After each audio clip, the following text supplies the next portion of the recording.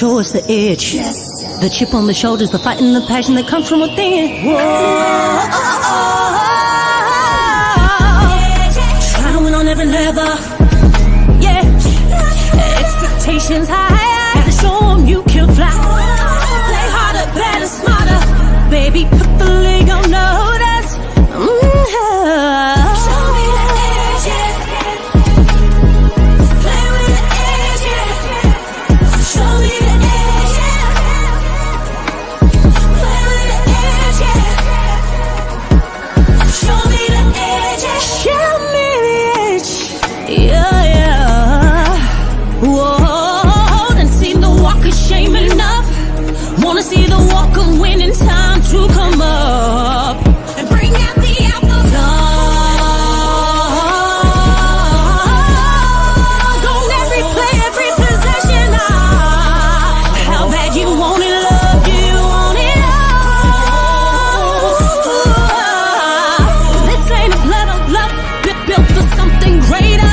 Attacking all obstacles, coming for the ring, my precious. You got the juice, the will, the heart, the fire. Show them the proof, show them that it shall be done. Show me the edge, yeah, yeah, yeah. Play with the edge, yeah. Show me the edge, yeah.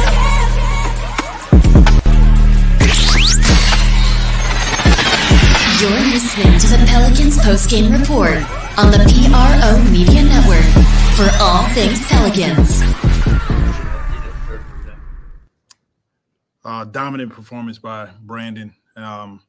When he shoots the ball like that, and he's capable of doing that night in and night out, it puts the game away, and that's what he did. And then just the total effort from our group, from the start of the game, was a wire-to-wire business-like mindset, knowing that we're getting ready to go on a tough road trip. So, credit to the guys in the locker room for coming out and playing hard, playing together, playing with joy. It was fun to watch. One thing you always talk about is if you go on a long road trip, the first one at home can be tough. I mean, what'd you like about just your response after 4 on the road? I loved it. It's that time of year. You pass halfway point. You kind of glancing at the standings here and there, but the thing for us is to focus on each and every game, and tonight was no different. Coming off a road trip, it could be a letdown game, but we didn't let that happen. We came out with the right mindset from the beginning, and we dominated the game from the start. And what was it like just seeing just how he went about getting this 40 just all jumpers and barely anything and just putting on a shot, making this play? Well, we've been on our guys to shoot more threes, and BI especially, and so.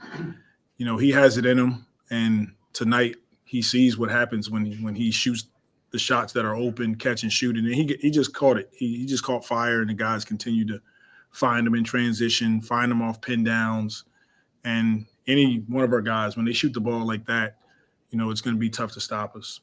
And I'm not sure what the final number was, but I think through 3 quarters there was only 3 turnovers. Yeah.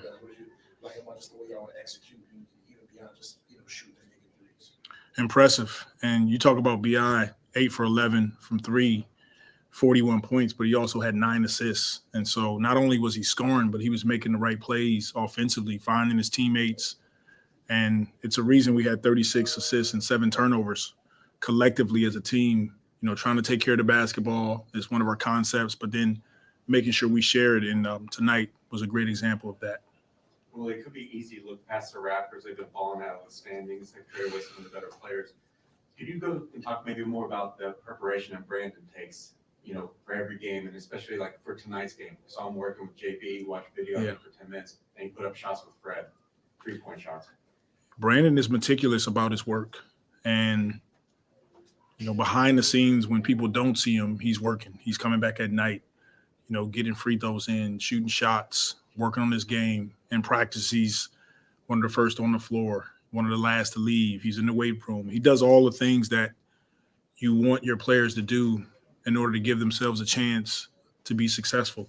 And when you see these performances by any of our guys, but BI especially, it's rewarding. It's rewarding, I'm sure, for him. It's rewarding for us as organization and for his teammates to see it as well.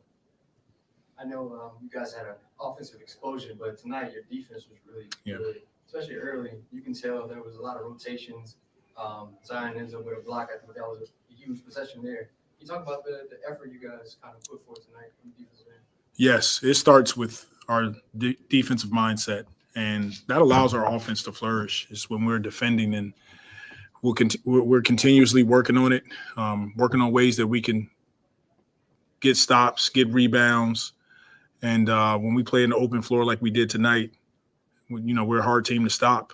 So our offense is definitely predicated on our ability to get stops. And this is a team that we know they score in transition, they get in the paint, they offensive rebound, and I thought we did a great job on all those categories tonight. CJ had 20, Zion had 16. Yeah. For your stars to lead the way, how important was that, especially knowing just how much they had gone through the night before with the double overtime loss?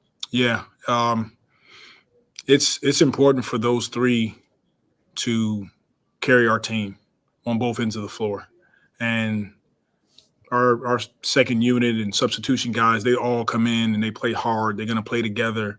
They're going to be a great supporting cast, but those three guys are going to carry us. And tonight, and even go back to the Spurs game, they all played well, and that's what we want. We want those guys to continuously play unselfish, share the basketball, lock in defensively, rebound, and we'll give ourselves a chance to be a good team.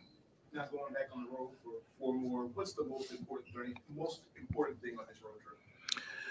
Continue to lock in on our principles and take it game by game, and that's the mindset for us. We know we got four games on the road, but it's really a cliche, but take it game by game and let's have a business-like approach to it. Tonight was 50th game of the season. I mean, how much of the Pelicans' success so far this year has just been Brandon, CJ, and Zion availability from those guys and just being out there, night after night this year?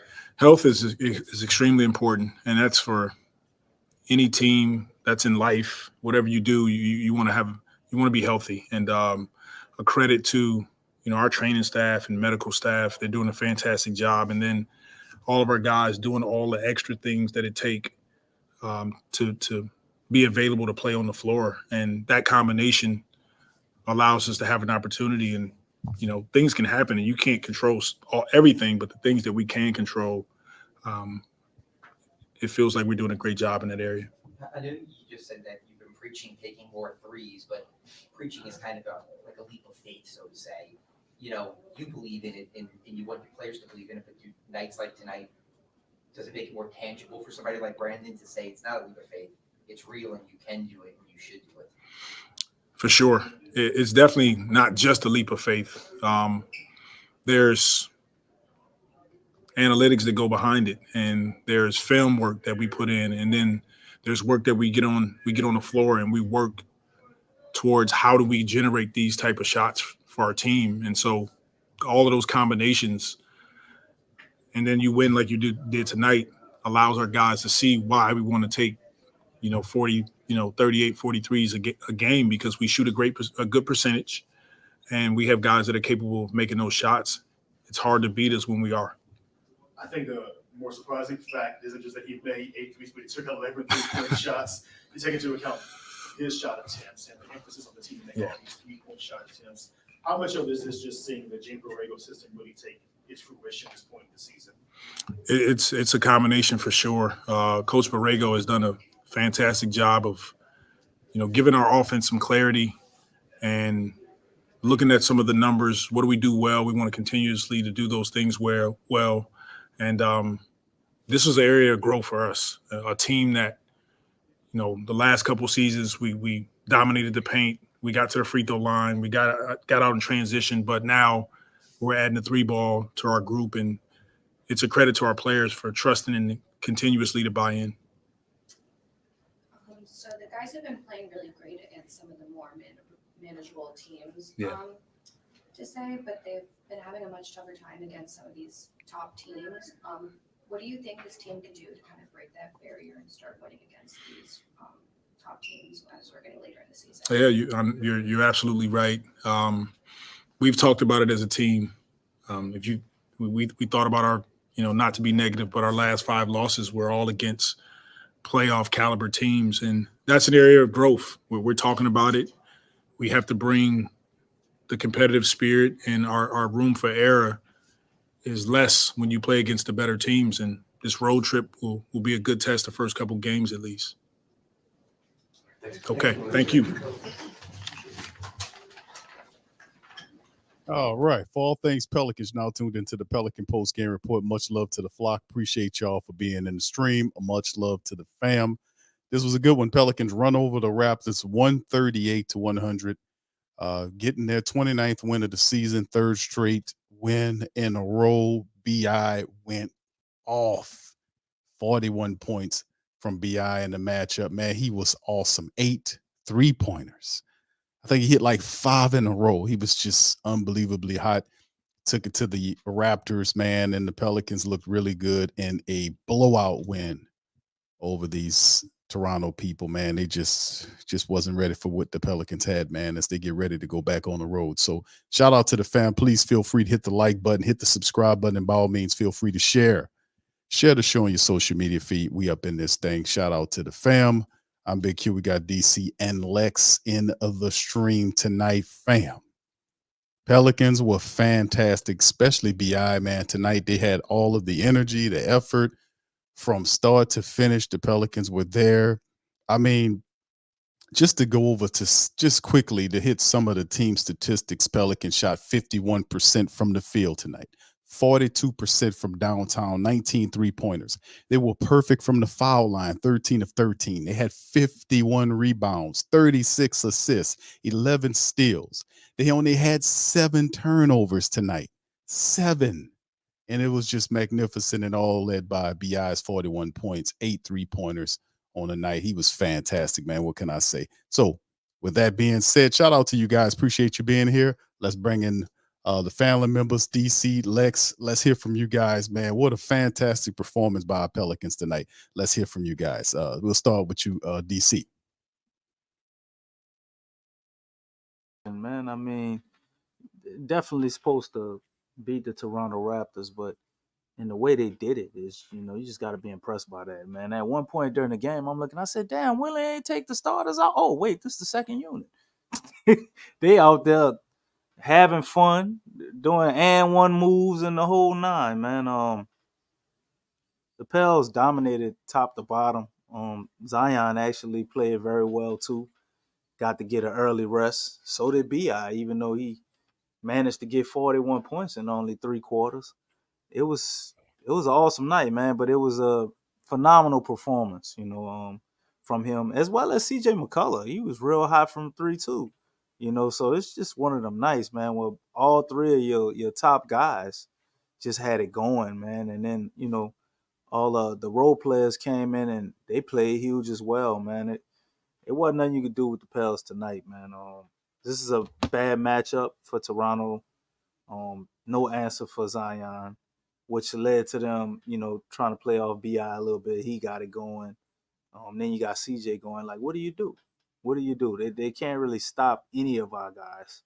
And they didn't really have a lot of offensive punch either. Their main thing is basically to score on fast breaks, and we shut that down, forced turnovers, and scored a bunch of points off of turnovers on them. So really put them at a disadvantage, man. But great game for the Pels, man. They extend our winning streak to 3, and hopefully we can keep it going. And we got a real tough matchup coming up in LA against the Clippers, man. They've been playing awesome. So this will be another test for the Pels, man. But they starting off on the right foot, winning the games they should win, and winning them in, very impressive fashion. Yeah, DC indeed, man. I was loving this game start to finish, man. It was, and like you said, bro, it is the Toronto Raptors, but hey, you got to beat these teams, man. When you have these teams that step up on the schedule, you smack them down as hard as you can and keep it moving as we gear up for a really tough matchup against a very hot Clipper team. So the Clippers are very hot, 9-1 over the last 10 games. Pelicans going up there. Kawhi's playing out of his mind, Q. Oh yeah. Oh, absolutely.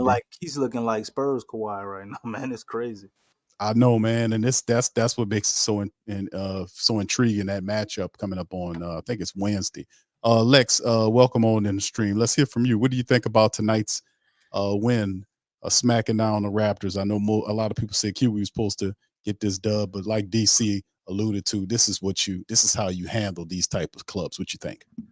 Well, what's up, everybody? How's everybody doing? All good. We missed you on the last one. You know what I'm saying? But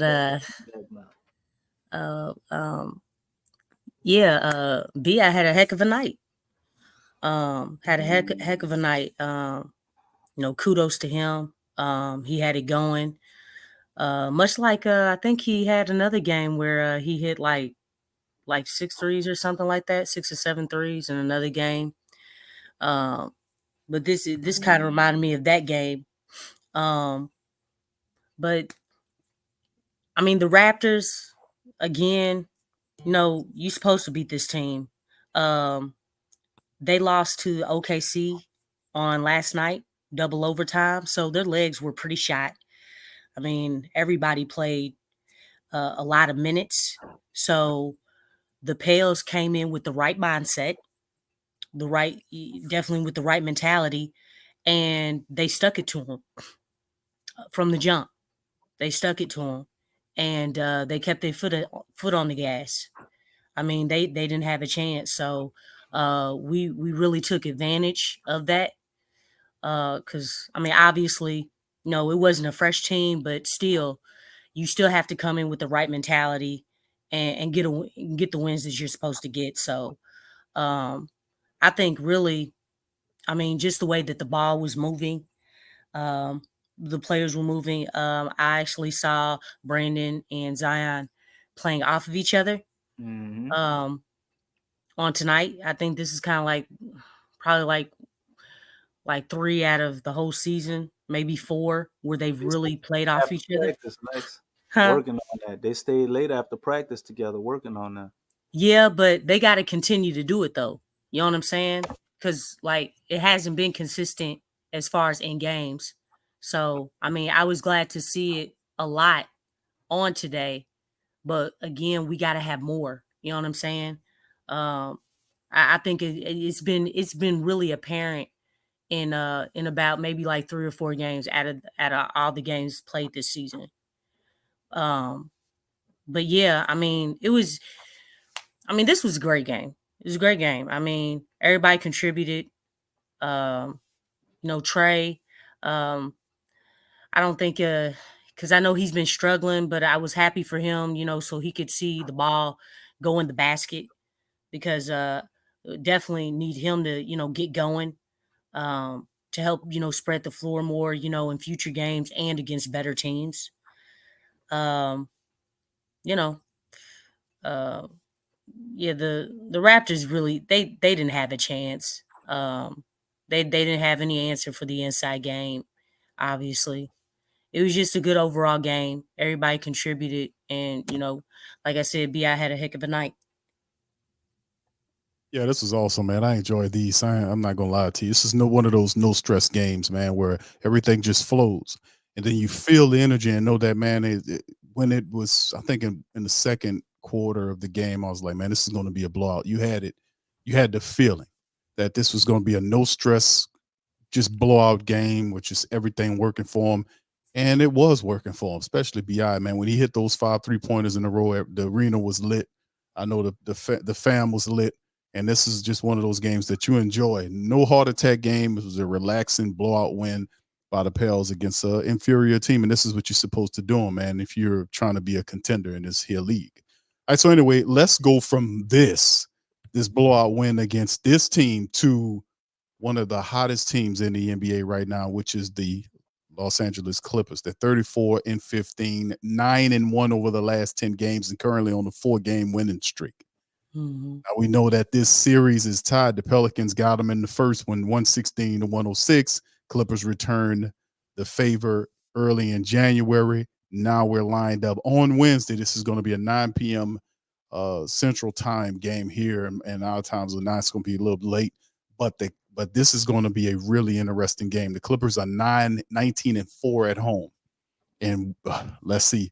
how we can do this. So start with you, Lex. Let's talk about this game. This is going to be a real good one here. Pelicans and Clippers. What needs to happen? I'm gonna add to that. They are 26 of they've won 26 out of their last 31 games since I think December 5th or something. Like, they have really been on a tear. They really have. They've found their stride. They've polished up their identity, and they know who they are. They know what they're trying to do. And really, it's like, I mean, they're playing like they are an all-star team, like, literally, because they have a lot of stars on their team. Multiple MVP players were for regular season on their squad. So this game is not going to be easy. This really is not going to be easy. But definitely, number one thing, gotta have energy. You gotta bring it from the jump. Definitely gotta try to slow them down, especially Kawhi. But obviously, you got two other guys that can really put up numbers, even if you're covering other guys well. This is going, as far as defense, it's going to be a team effort. It's going to be a team effort. Can't make a lot of mistakes. Cannot make a lot of mistakes. I mean, this is one of those games where obviously the Pels have been doing well as far as controlling the turnovers, but everything is going to count. This game is going to be very important because the Clippers are actually like right there. We're in cahoots with them, right? Like, Yeah. I think, yeah. So this game is very important. I wouldn't be surprised if this had a playoff type atmosphere to it, because that's how serious this game is right now.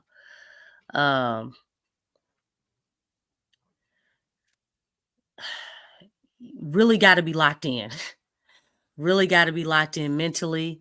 Hopefully the game plan, I don't know how they're going to set up the game plan, but again, they are going to be vulnerable down low. I think we definitely have to be on the attack mode, but we also know that they can get hot, like, collectively from behind the arc. And that's basically what happened the last time, because they can put the ball up. I mean, you're talking about, what Brandon did on tonight, hitting what, eight threes. I mean, now multiply that by 3. You know what I'm saying? That's how many guys they have that can do just that. So we definitely have to guard the 3, push them off the off the line and make them drive, but be ready to double, rotate.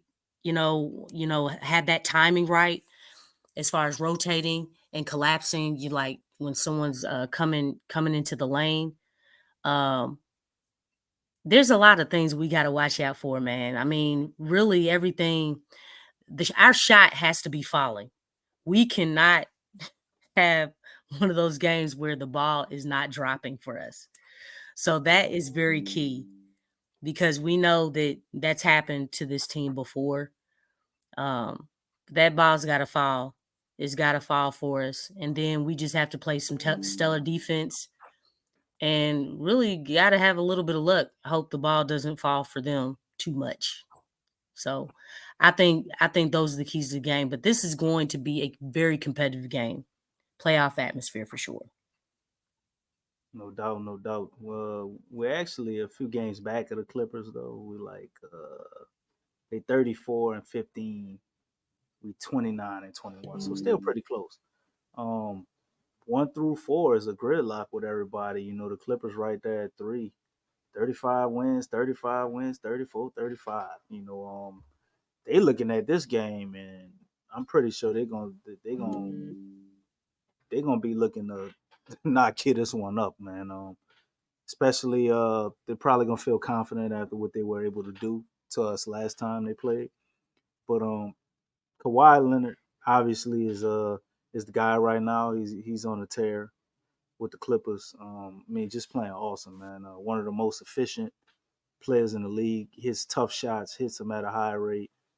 Their version of Brandon Ingram. He got that little mid-range game too, working that MJ, old school MJ game, and will light you up from three. And he's actually playing like Kawhi in spurts still defensively as well. So you got that added dynamic to what he does. This is the guy right here, man. You got to find a way to slow him down. They do have James Harden.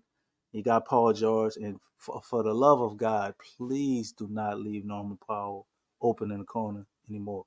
I'm still having nightmares about that. We just kept leaving him open in the corner, man. He just kept hitting shots.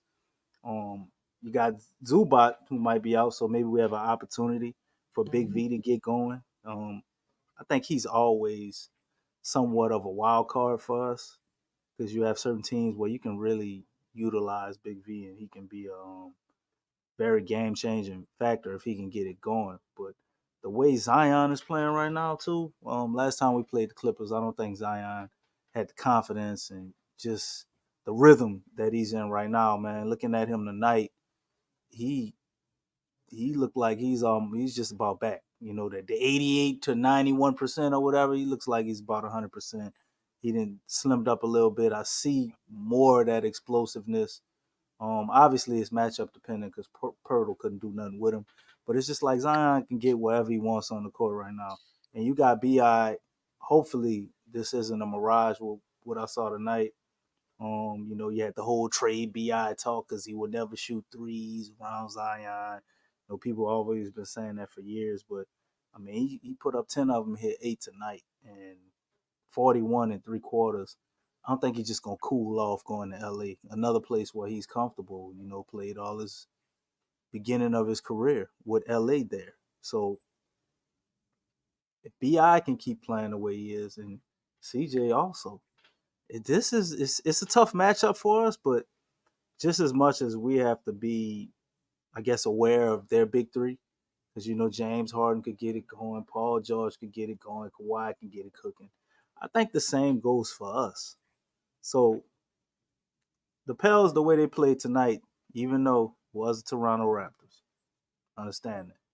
But when the Pels play the way that they played tonight, turning defense to offense, getting turnovers, getting a lot of points off of turnovers, passing the ball around, taking your open shots, not overthinking it, actually having intensity, energy, effort defensively, not messing up their rotations. Didn't see no back cuts or nothing tonight.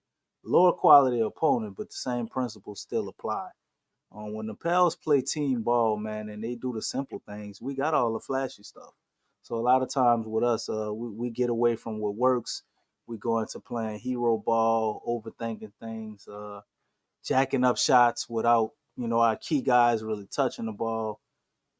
You didn't see any of that tonight. So they gotta play with the C word, right, Lex? You gotta have some Oh yeah. consistency. Maybe they heard you. And well, it's still gotta, because the thing is, the teams, because we just went on the road, played some really good teams, and we saw the differences in those games. We got back in the win column, and we gotta close that gap. You know what I'm saying? Definitely gotta close that gap. But yeah, we got 3 games in a row, but the true tests are coming. So it's Well, like after we gotta wait to Clippers, see. after the Clippers, I think we got let's see, we might have one more real tough game, and I think we get a little bit of a break. It starts to lighten up. So if the Pels, I think if they can beat the Clippers, man, we might be able to go on the get a real winning streak going. The Lakers. So we got the Lakers hey, too. I would love to at least have a 10-game winning streak. You know, They can do I it. mean, I think I don't think they're gonna do it. I want them to do it, but I think I want them to too. You know what I'm saying? I because I'd like to get past 4 games. We've won 4 games in a row before. We've done that, I think, either 2, maybe 3 times. We haven't gone past that. So I would love for this team to like rack up wins, past that number. Like way past that number. Well, I think they got a chance with the Lakers, and then after that the Trailblazers. You got the Grizzlies on Fat Tuesday. You know what I'm saying? And you got back to back. Well, not really. You got a couple of days off in between that with the Wizards, Rockets, Heat, Bulls. When does the All-Star break start, family? I think the Bulls I want to say game it's before the usually the All-Star break. weekend of MJ's birthday, which is like the 16th, 17th, 18th. It may be off by like one of those days, but Okay. Well, the you Rockets know might what? be the last Valentine's game. Day is on the 14th, which is a Wednesday, so it might be It's Yeah, February, MJ is on the 18th. that following weekend. February the 18th, the All-Star game itself, but that falls on that weekend. It's listed as February the 18th. February, what is it? February the 17th is Valentine's Day, correct? February 14th. No, 14th. That's on a Wednesday. Okay, shout out to DC. I know his movie coming out, so I just wanted to give him a plug. But February. I don't find anything Who funny. else, my man? I didn't know I had a comedy coming out. I don't find anything funny about it. It's not a comedy, DC. It's a biopic, bro. You did a really The man got shot.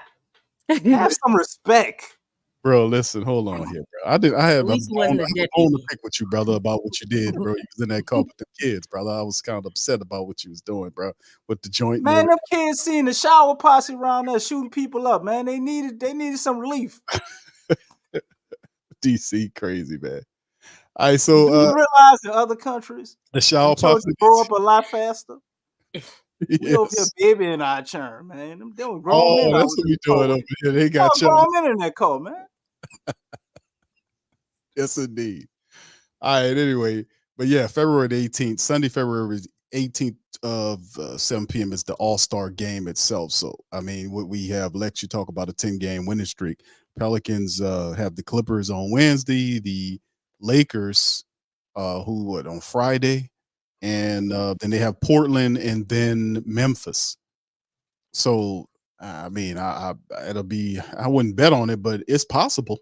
Pelicans can go through some of these games, man. And then, of course, on the 14th, we have the Wizards matchup. We got Wizards. The Pelicans come off the road with the 4 games, and then they match up with the Wizards.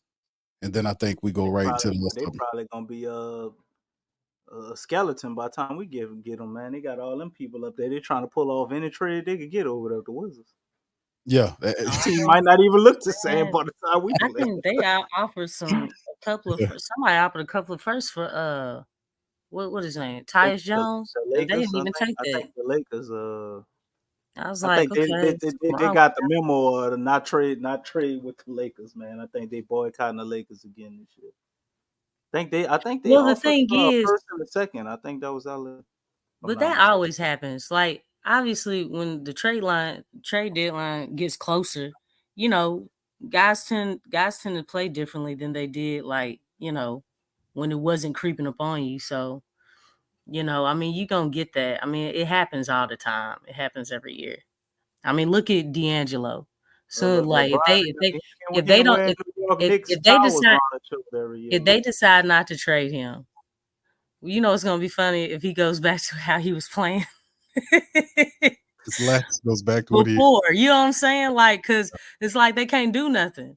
I'm here. You know what I'm saying? Like, ain't nothing happening now because everything is done.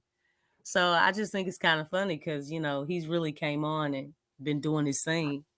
But it's like, is that a trick? You know what I'm saying? Yeah, every year, man, it seems like the Lakers, man, they're trying to do something for the trade deadline. I remember what was that last year when they were able to get Vanderbilt and all these other. Yeah, Beasley. I'm like, these people. Yeah, it was like, how were they able to get all of these Oh, players? and they also got Rui too. They got Rui. They got him way before the trade deadline. They got him like early January. They did all that and still couldn't do nothing, and they still need more help. They're 22-25. DC, they're on a 3-game winning streak, brother. The Don't. Lakers is the most goddamn needy team I ever seen in my life. I guarantee you, DC, when the playoffs start, guess who's going to be sitting up in there? It's definitely going to be LeBron, and you know how it go, bro. You know how it goes. The Lakers. Well, LeBron wearing New York Knicks towels around his neck, man. I don't think he's too happy right now with what's going on over there. He trying to take his talents and Bronny somewhere else. Or at least he threatening them to do so, to get them to do what he wants. That guy there, man.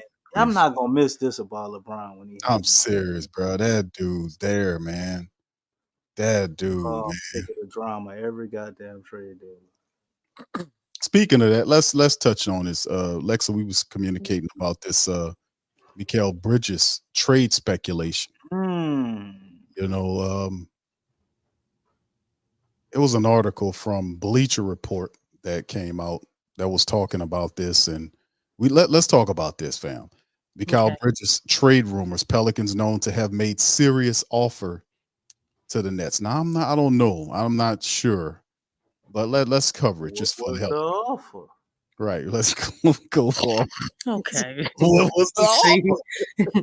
Pelicans reportedly known to have made a serious offer for Brooklyn Nets forward Mikal Bridges, according to Action Network's Matt Moore.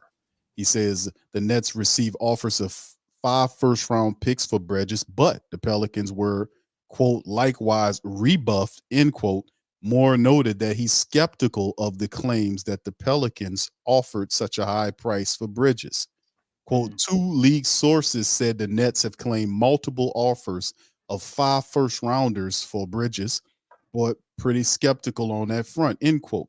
And then they said it might have been 5 firsts with swaps or heavily protected picks, right? And if the offer was really 5 firsts, why share that and then continue to say that they're not interested in trading them? You know what that sound like, you? Go ahead. That sound like a woman saying, I can marry any man I want, and she's still single. That's what it sounds like to you, That's what bro? it sound like, bro.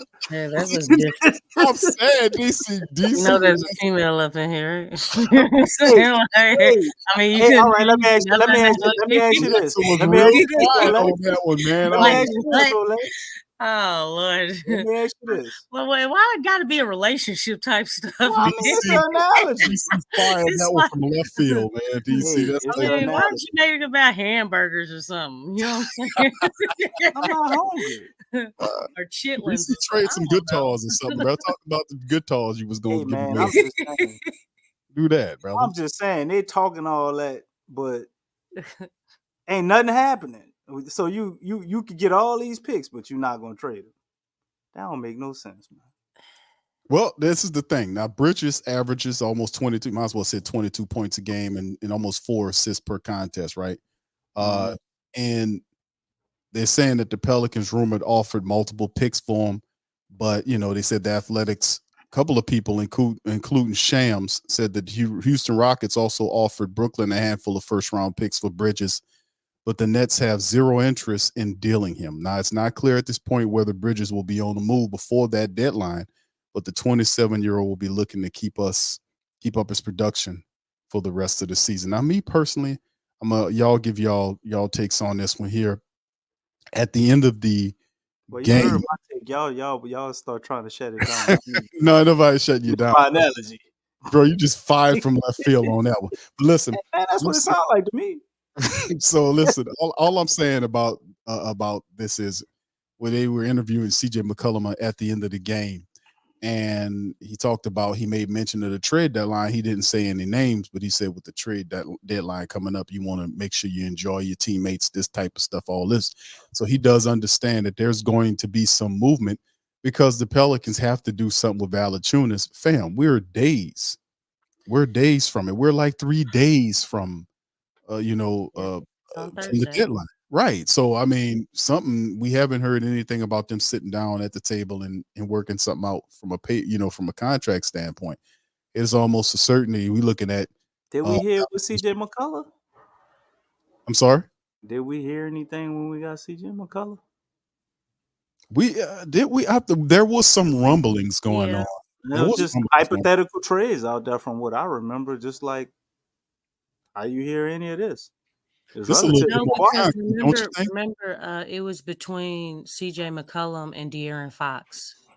Mm-hmm. Yeah, but all of it was hypothetical though. Like just like what we're seeing now, it wasn't no real like, oh, the Pelicans are seriously interested in CJ McCullough. It was all these like us with Jared Allen, and you hearing this guy. It's always gonna be like that until it was the same thing. It was the same thing. But DC, I mean, you got to admit that this Valanciunas thing is a little bit more concrete. Oh no! I mean, that's been going on for years, and his contract is up. So it's hard to say because I mean, the thing is, it's just like with the Scoot Henderson thing.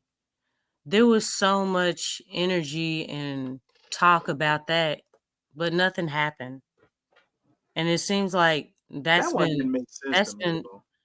Yeah, but I'm just saying, like, as far as just the rumor, like it was a hot topic. Yeah, it was. It didn't match up money wise, talent wise. It didn't make any sense. We were logical at all. We were covering that at the time. Remember, we were covering that when everybody was going to the left. We were saying, "Man, that's a bunch of bull, man.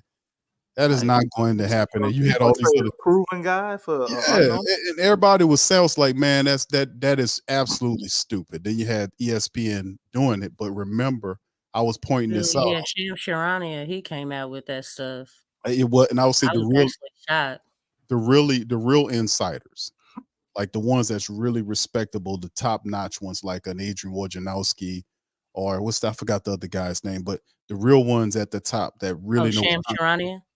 I mean, he been dry. He'll put out something that that'll be kind of faulty. But Wojnarowski, to me, his data, the stuff that he be doing, is he's more consistent. I was surprised when Shams came out with that because I was like, dang man, that was really bad because he started that whole thing. Yeah, I'm like, why would you do that? Because I actually like you, dude.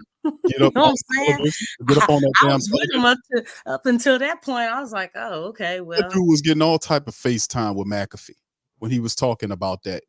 Zion Williamson. Looking for the real Zion. Yeah, all that. And I was like, dude, this is all BS.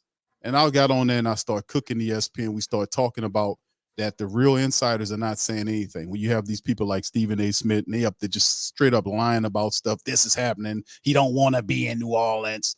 He's not going to sign a deal. And it's just no sources, no information, no nothing. I was like, this dude's a proven liar. New Orleans shares every chance he gets. Yeah, this dude's a proven liar, man. That's all he does is just lie to get views for ESPN for Zion Williamson. This is something like when the news cycles get slow, they start going at the Pelicans. And it's so very clear because they don't cover the Pelicans when the Pelicans kicking ass. But when the Pelicans, when they start having problems, a Zion struggles here or there, here they come. It never fails. And like I was saying about, they started. Remember the guy DC that goes to Wendy's and eat? Remember what he said? He was sitting up there saying, well, he such a Dave Thomas. No, he might know Dave Thomas. He might. Wendy. Wait, what his name is, Lex? I'm sorry. I was thinking about the. She's figuring that Lex is the detective. She's figured it out. My bad. Hey, I was like, no, look, you should have spelled that out. Wendy, W-I-N. No, I said the guy that eats at Wendy's. That's what I was saying. Oh, okay, got you. Okay. Right. But I get what you're saying now. My bad. He eat at a little more than Wendy's, bro. Say, bro, that's all he eat is Wendy's, bro. I think he eat more than that. You got a that's gift why card. I said Dave Thomas. That's the appetizer. Because he gone. 3 number ones. That's the appetizer, brother. But listen, all I'm saying is at the end of the day, they've been caught out there lying about the Pelicans a lot. The Scoot Henderson thing was complete just bullshit. Excuse my French. And we called that. I was like, man, this is just distasteful. This is just wretched. This is awful that they're just cooking up this stuff and doing all this. And then when it came, what happened? Not a damn thing. And everybody's saying, Q, y'all wrong. They're going to trade them. I'm like, for who? But when it passed, I was like, I told y'all, man, you got to look at how these people do. Like they'll get together, but watch the real insiders information. Like when you hear Stephen A. Smith stupid ass sit up there and talk about Zion doesn't want to be here, and he has Adrian Wojnarowski on the panel on the show. Watch him. He doesn't say anything about that. He's not hearing any. He's not going, and he'll chime in if he hears something. He ain't hear anything. The real insiders are quiet when them other dudes is up there talking about rumor reveal this and rumor reveal that. And I remember the guy from Wendy's he gave a disclaimer on this stuff. We recorded all that for the show.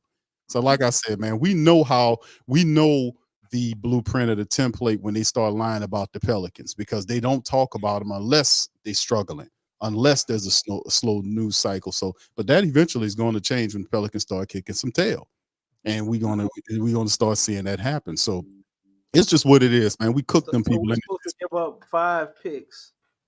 And what player we was attaching with these 5 picks? That's what I wanted to get to, and I want you to chime in too. I want Lex to chime in. Makes sense to this. Because listen, all I'm saying is it might not be 5 picks for it, but the stuff circulating around Bridges. Up with the Milwaukee Bucks picks, because they don't look like they're gonna be worth shit. But the Bridges thing, I don't know if I would go for Bridges. I like Bridges, but like we saying, and I really don't think there's nothing to this, but y'all chime in on this. If Bridges, if they're interested in Bridges and in his sort of way of bringing him here, how would that work with BI? I don't think that works with BI.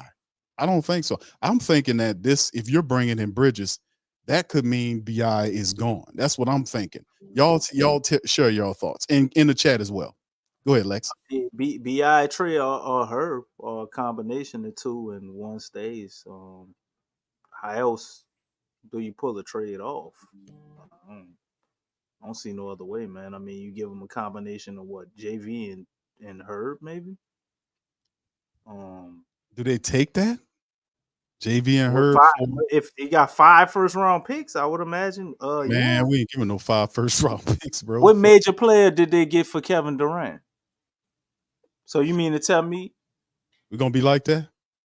I'm just saying, like, they got Bridges and Thomas for KD, right? So piece of what you got for KD, you flip piece of that into 5 more picks. I don't know, man. I think Mikal by itself, you doing that with BI and 5 picks, that don't sound like a fair exchange. So to me, it would have to be a combination of other guys, not including BI, if the 5 pick things were true. What you think, Lex? I mean, I think it would have to be BI, just for the mere fact that I think the Nets are going to want a starter. And not only that, I mean, obviously they consider Mikal Bridges, I mean, as a key piece. So if you are giving up a key piece, what do you think they want? A key piece. So, I mean, and plus he's a starter. As far as the averages, shooting average, he's right there with BI. But one thing that I was looking at is that, I don't know if you all knew this, but over the weekend, the Nets made Nicholas Claxton available for trade. And before, when they did that, you didn't hear anything, but I think because the Pels are looking for a shot blocking big. You know what, Lex, you might be on to something. Hey, let me finish.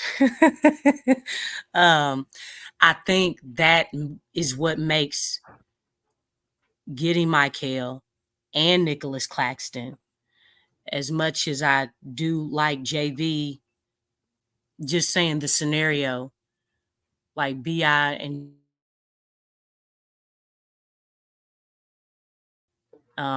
and then like if you're throwing in a few picks or a young player like Dyson Daniels, that would sweeten up the deal. That's too much, in my opinion. Yeah, I know, but I'm just saying, like, again, you're talking about JV, right? Everybody's been talking about, that's been in the works and been the talk of the town.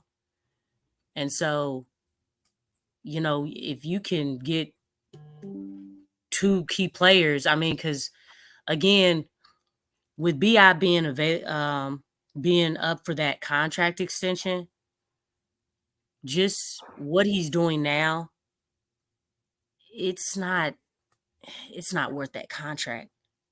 And that's gonna put the Pels back if they are to give him that contract extension, that would put the Pels back like by a decade. Like if they like it would almost be like a Solomon Hill if they decided to want to trade Brandon within that contract. That's a little extreme. Solomon Hill. Well, no, I'm just saying, like, in comparison as far as the size of the contract, you got to think about that. The size of that contract.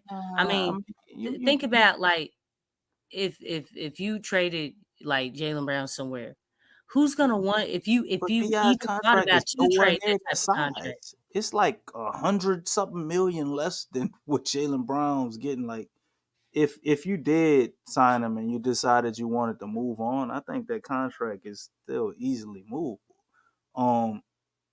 But I do like you mentioning Nick Claxton. And now that I'm thinking about it, when the Pels had there was no noise really about CJ. But you remember what the noise was? The noise was about Norman Powell. Norman Powell was playing for the Blazers. They had a lot of noise about us getting Norman Powell. And we wound up with CJ McCullough.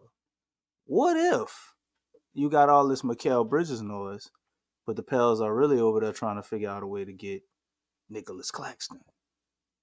Because they're always going to throw up smoke screens. But Nicholas Claxton for 20 to 25 million, like I'm looking up here, I like him, but I don't want him no more. If that's true. I don't think he's worth, well, I ain't going to say he's not worth that, maybe to a certain team, but for what we're trying to do, we can't afford that. Because the whole reason to get away from JV is so you can keep your core guys together. If you're going to keep BI, Trey, Herb, Zion, everybody, Larry, you're trying to keep all these guys together.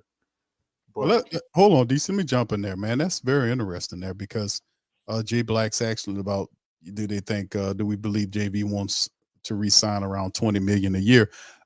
If you look at some of the people the Pelicans were looking at that were serious about, like Jared Jared from Cleveland, bro, his contract's $20 million a year. I think they wanted a younger rim protection guy. Then they cool with paying him $20 million a year. So that's you got Fred Vincent. I guess they figured they could teach anybody. JV's getting older. Right. That's the thing. It's like JV's getting older. They're looking for a rim protecting big, and they're comfortable playing or paying around this $20 million a year. So you see Nick's Claxton expected to command this amount of money. Jared Allen already makes $20 million a year. So I mean, it kind of fits, so and they don't have to pay Trey this year either. I know a lot of people right. trade extension, which I think it would make more sense, especially how up and down he's been, to try to extend him this year if you can. But they don't have to pay him this year. They don't have to do anything with BI this year. But obviously, if you decide you want to move on from BI, that definitely messes up a lot of your leverage with other teams to see you trying to trade him in the last year's contract. But man, I guess maybe you call me a dreamer. I ain't trading BI for nothing short of a superstar, man. Like trading him for Mikal Bridges, in my opinion, is a downgrade. But I understand that the dynamic of what Mikal does, I think it still works with the team, and we would be extremely successful. But he's not a better player, and to package him with other people and picks and all of that, man, we getting raped. If it was a straight up trade, I still wouldn't want to do it, but I would say, okay, I get it. But to have to trade him and add other stuff other than just filler for the salary, I get it. If we trade him and you get back Claxton, but then you pay him $20 million, I don't know, man. I don't know where that really puts us.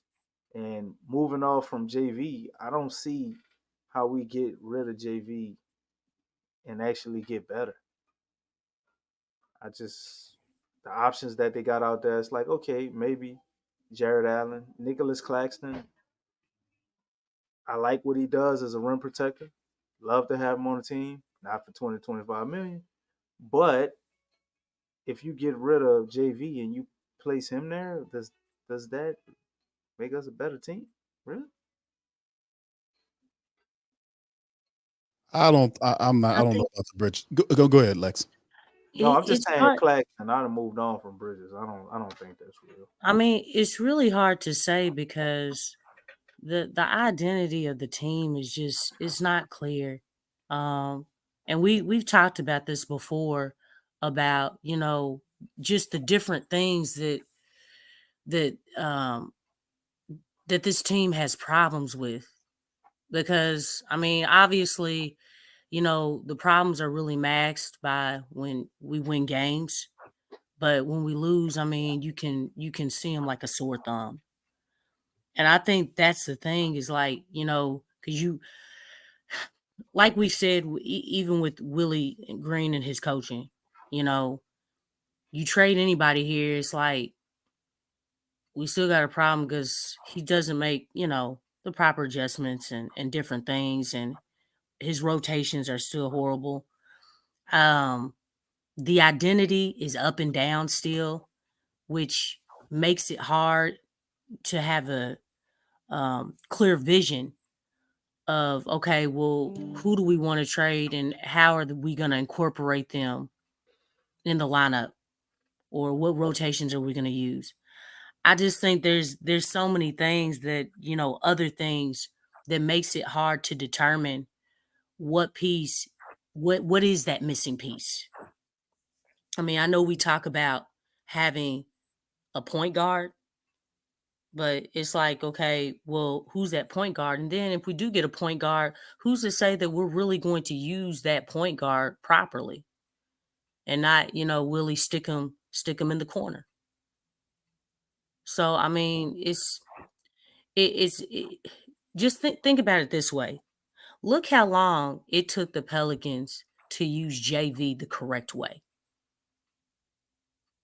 Because we weren't even using them for real. Lex, you're right. And remember, I posed this question to the family members of like, are they using them the correct way so we can get his trade value up so we can move him out of here to pump his stats? Because it don't make any sense. Like a professional basketball coach and a professional staff around him of guys that were in the NBA and had multiple years of coaching experience should know how to utilize their players against other teams. And you would see some nights where Valanciunas, man, would have it going, and then they would just go away from him. And it was, like, what was the game? What was the Boston game? What the Raiders game was the Boston game. The Boston game. That happens pretty often, Big Q. Go ahead, DC. I'm sorry, I was talking over you. What you said? No, I say some nights that happens pretty often, Big Q. Yeah.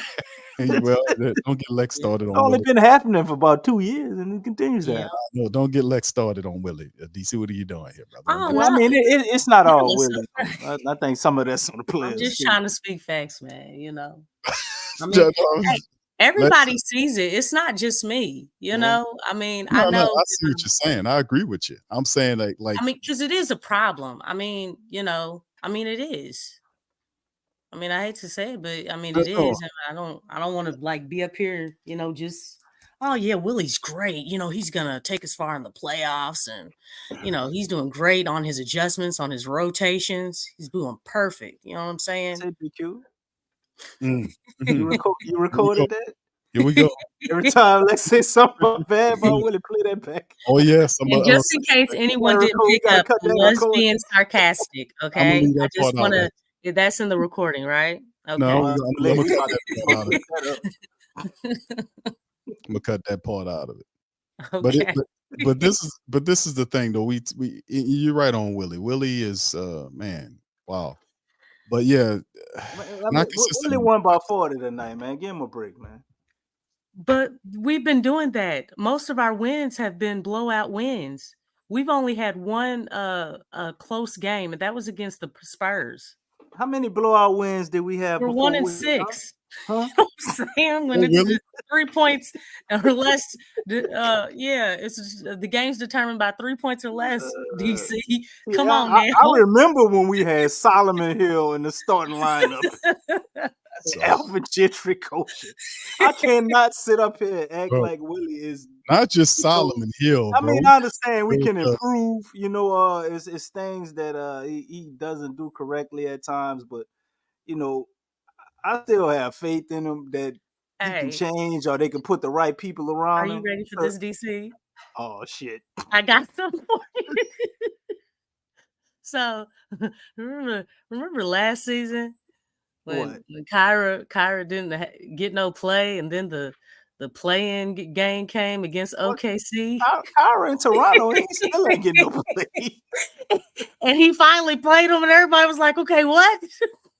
you I know, haven't that was played time him in crazy. weeks, and you're gonna put him in an important game like this?" The year before that, for me, it was Tony Snell, but he fixed it and put Trey Murphy out there finally. It's like, ooh. And we made it. And we made it to the playoffs, Lex. If Zion wasn't hurt, probably would have been able to overtake the Suns. Okay, Jamal, what you talking about, man? What you talking about? Hey, I'm just saying, man. Don't pee in Willie's cornflakes. That's all he's saying.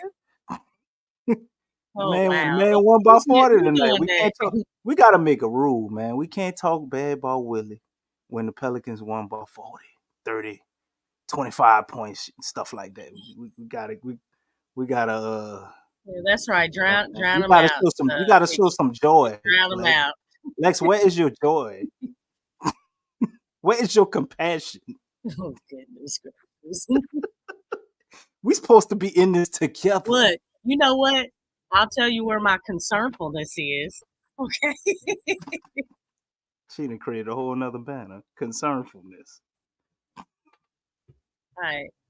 Who is it? Yeah, well, yeah, and tonight, but you know what? It's awesome though, man. We still have a lot to look at. But 29-21, the Pelicans are currently, man, one game off of 30, and they, we jostling in between positions between the 5th spot to the 7th spot. So, they're in there. But this is going to be a good matchup against the Clippers. And listen, I mean, after that tough January slate of games, they have to have learned something, man. They had to have forged them some kind of way, because that was a really difficult stretch of games in January, man, to get them ready for February. Not the most difficult, Big Q. I just wanted to correct. We had the toughest schedule in the whole league in January, man. And that's what I'm saying, though, DC. It was a difficult stretch of games that ultimately they finished 8-7 on. That has to count for something, especially how it feels like a walk in the park for the month of February, bro. That was crazy, man, what they went through, and they were 8-7. Now they could have got the Boston matchup too, but in the end, they have to have learned something. We got some traps in February. I wouldn't say walk in the park, but I guess Nothing like January, DC. The stretch of schedule together must be relatively easy, but we got back-to-back with the Pacers. We do play the Heat. You got the 76ers in there, the Hawks, who we can't seem to beat recently for some reason. You got the Cavaliers after the Hawks, and then you play the Clippers after that.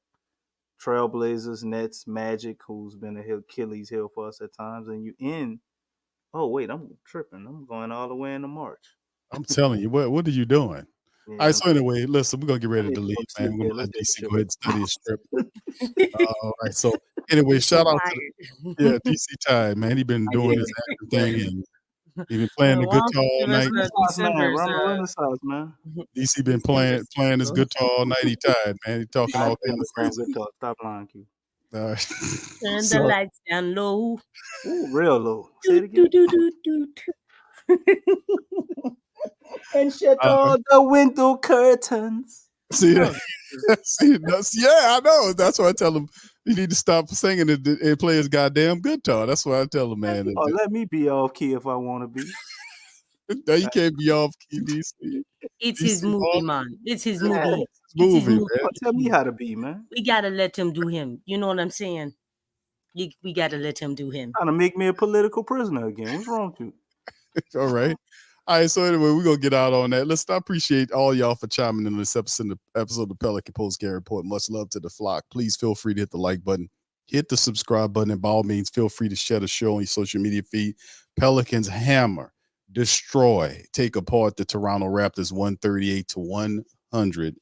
We'll be back on Wednesday. That's right. Wednesdays, the Pelicans have a much difficult matchup against them now Clippers. It's going to be a really, really tough and interesting game. It's going to be fun. At the end of Rastafari don't do the body boys, man. No. It's not going to be fun if it's going to be a blowout loss. No body boys. Je ne sais pas.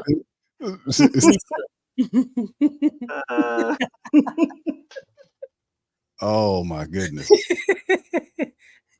It's all right, man. We're going to stop right here and we're going to get off. We're going to get off right now. I got love for all my peoples up in here. Shout out to everybody in the chat.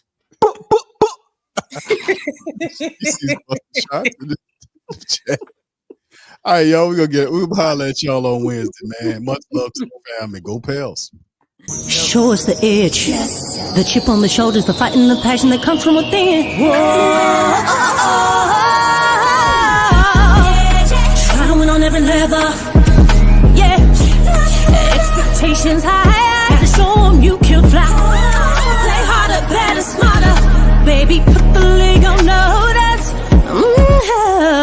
Show me the edge, play with the edge, show me the edge,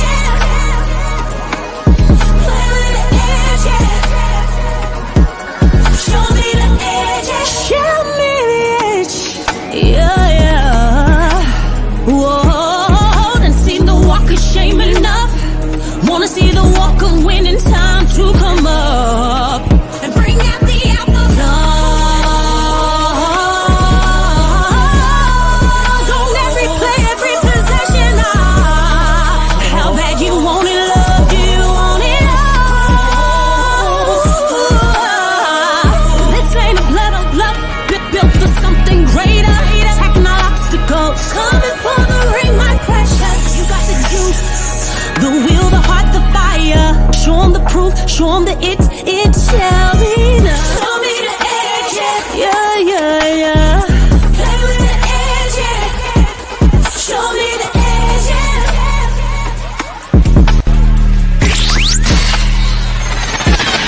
You're listening to the Pelicans Postgame Report on the PRO Media Network for all things Pelicans.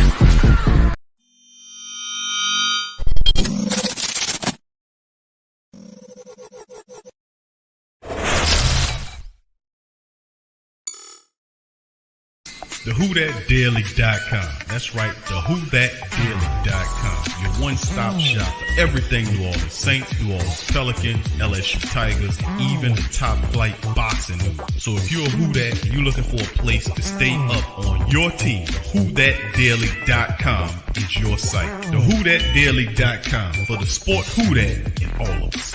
That's right, the Pro Shop is the platform store where you can go and buy all the latest merch to support the platform. Available at the Pro Shops, we have dozens of hundreds of products available for you and your family. Unisex tees for men and women, hoodies and sweatshirts, tank tops, kids and baby items, long sleeve tees, mugs, pillows, wall art, bath bedding, face masks, phone cases, stickers, bags, fanny packs, socks, hats, and many other items. Please feel free to check out the Pro Shops. The link is in the description section below. And remember, it helps the platform.